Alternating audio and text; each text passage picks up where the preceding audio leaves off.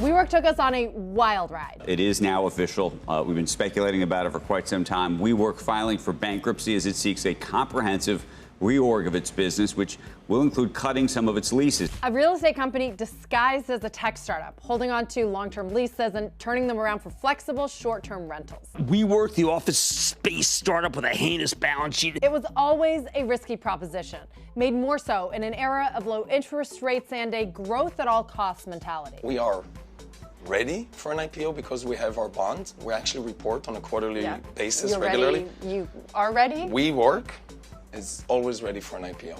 We will choose the right time to do it when it's correct for the mission of the company. What are you looking for? I want to elevate the world's consciousness. Adam Neumann's particular blend of salesmanship, cult of personality, and huge risks. Cash burn didn't matter to anyone involved until, of course, it did. WeWork is garnering intense interest, but also more than a few questions about its business model. WeWork would come crashing down, not once, but twice. Now some are wondering, does Adam Neumann return? Should he? This week on Tech Check, we dig into WeWork's final chapter. Who's left holding the bag after the implosion, and if it really is the end.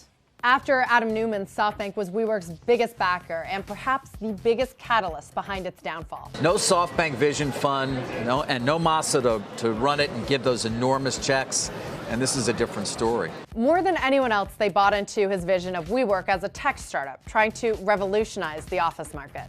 WeWork's strategy was to sign long-term leases on large properties, transform them into millennial-approved spaces with kombucha and beer on tap, and then rent out to businesses or individuals on shorter timeframes.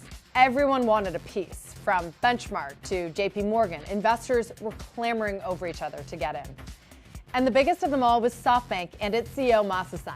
He gave WeWork a massive cash infusion. With SoftBank planning to invest in an additional $2 billion in WeWork this year, that would bring its total investment to more than $10 billion, the value of the company at about $47 billion. It crowned WeWork as the most valuable startup in history at the time.